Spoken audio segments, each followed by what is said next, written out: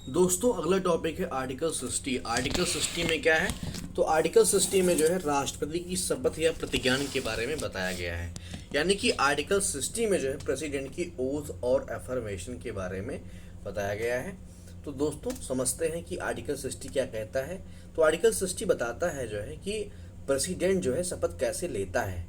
यानी कि राष्ट्रपति पद ग्रहण करने से पहले शपथ प्रतिज्ञान करता है कि वह संविधान के और कानून की रक्षा, संरक्षण और प्रतिरक्षा करेगा, भारत के लोगों की सेवा और कल्याण के लिए समर्पित रहेगा।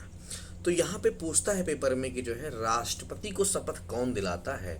तो राष्ट्रपति को जो शपथ दिलाता है दोस्तों, तो दिलाता है जो है चीफ जस्टिस ऑफ इंडिया। यानी कि जो है प्रेसिडेंट को शपथ कौन दिलाता है? चीफ जस्टिस ऑफ इंडिया दिलाते हैं। तो पेपर में पूछ सकते हैं कि जो है प्रेसिडेंट को शपथ कौन दिलाता है? Chief justice of India. और पेपर में आपसे पूछ सकता है कि आर्टिकल 60 में क्या बताया गया है। तो आर्टिकल 60 में जो है प्रेसिडेंट ऑफ इंडिया के जो है ओथ और अफर्मेशन के बारे में बताया गया है। यानी कि जो है आर्टिकल 60 जो है राष्ट्रपति की शपथ से संबंधित बात करता है। जैसे मान लीजिए जो है नए राष्ट्रपति के शपथ ग्रहण समारोह में सीजीआई उन्हें क्या करते हैं? शपथ दिलाते हैं। तो आर्टिकल 60 में क्या कहता है? आर्टिकल 60 में जो है प्रेसिडेंट की ओथ यानी कि शपथ के बारे में बताया गया है। ध्यान दीजिएगा यहाँ पे जो सबसे इम्पोर्टेंट है। अगला दोस्तों जो आर्टिकल है जो है आर्टिकल 60। तो आर्टिकल 61 में जो है बताया गया है कि राष्ट्रपति पर महाभियोग, यानी कि राष्ट्रपति पे जो है महाभियोग कैसे लगाया जाता है। तो राष्ट्रपति पे जो है पेपर में पूछता है जो है कि राष्ट्रपति पर जो महाभियोग है यानी कि इम्पीचमेंट ऑफ द प्रेसिडेंट किस आर्टिकल में है? तो आर्टिकल 61 में है। ध्यान दीजिएगा आर्टिकल 61 में बताया गया है कि राष्ट्रपति पर महाभियोग के बारे में। ध्यान दीजिएगा तो राष्ट्रपति में जो है जो महाभियोग है वो किस आर्टिकल में है? तो आर्टिकल 61 में पेपर में पूछ सकता है। यानी कि आर्टिकल 61 में जो है प्रेसिडेंट के इम्पीचमेंट की प्रक्रिया है। इम्पीचमेंट का मतलब क्या होता है दोस्तों? इम्पीचमेंट का मतलब होता है महाभियोग। महाभियोग कब लगता है? जब राष्ट्रपति को जो है जब राष्ट्रपति के द्वारा या जो है अगर राष्ट्रपति पर संविधान के उल्लंघन का आरोप हो तो उन्हें महाभियोग द्वारा पद से हटाया जाता है। यानी कि किस आधार पे जो है महाभियोग लगाया जाता है? संविधान के उल्लंघन के आधार पे। इतनी बात समझ में आ गई होगी। तो पेपर में ये भी पूछ सकता है जो है कि राष्ट्रपति के जो है इम्पीचमेंट यानी कि महाभियोग किसके आधार पे लगाया जाता है?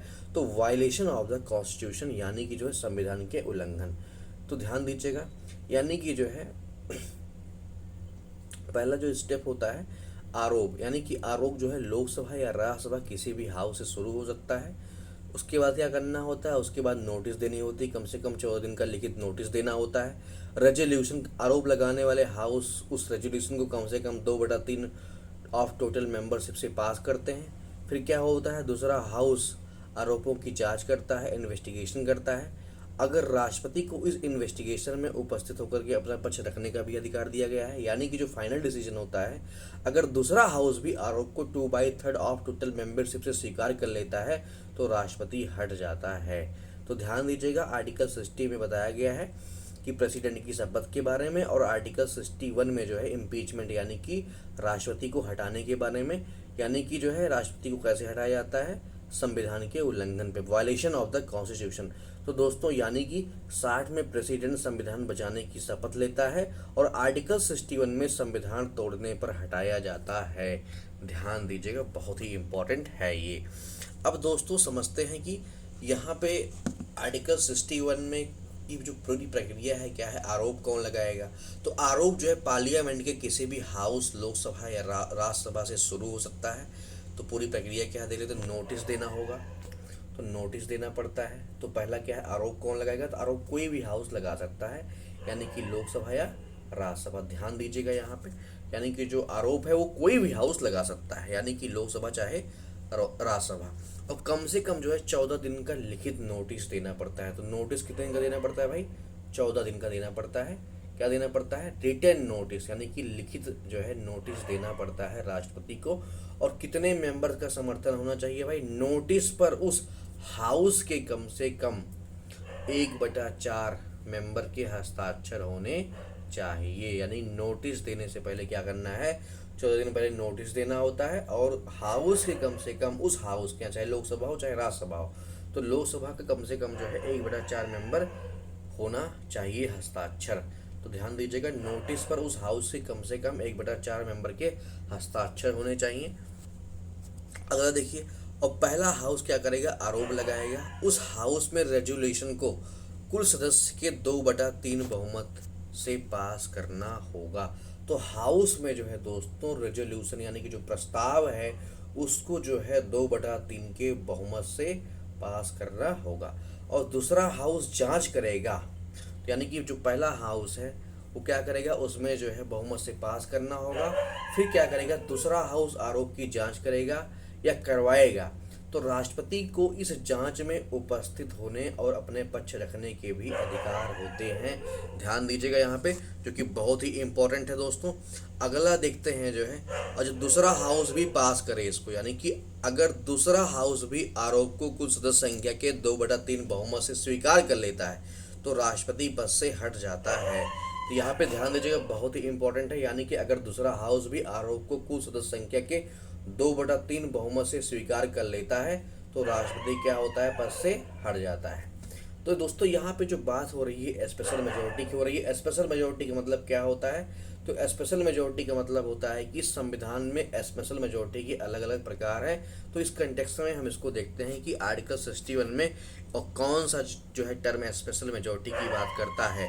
तो स्पेशल मेजोरिटी में दोस्तों जो है राष्ट्रपति के इम्पीचमेंट में दोनों हाउसेस में कुल सदस्य संख्या के कम से कम 2/3, तो 2/3 यानी कि जो है लोग दोनों हाउसेस में कुल संख्या के, यानी कि दोनों हाउसेस में जितने भी मेंबर हैं तो उसमें से कम क्या, दोनों हाउसेस में कुल सदस्य संख्या का कम से कम 2/3 से रेजोल्यूशन पास होना चाहिए।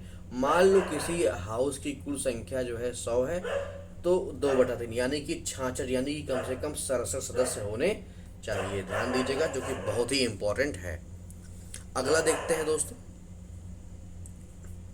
तो यहाँ पे दोस्तों सिर्फ उपस्थित और वोटिंग करने वाले सदस्यों की संख्या नहीं देखी जाती, वहाँ पे जितने मेंबर है वहाँ मेंबर की बात होती है। ध्यान दीजिएगा, जो कि बहुत ही इंपॉर्टेंट है।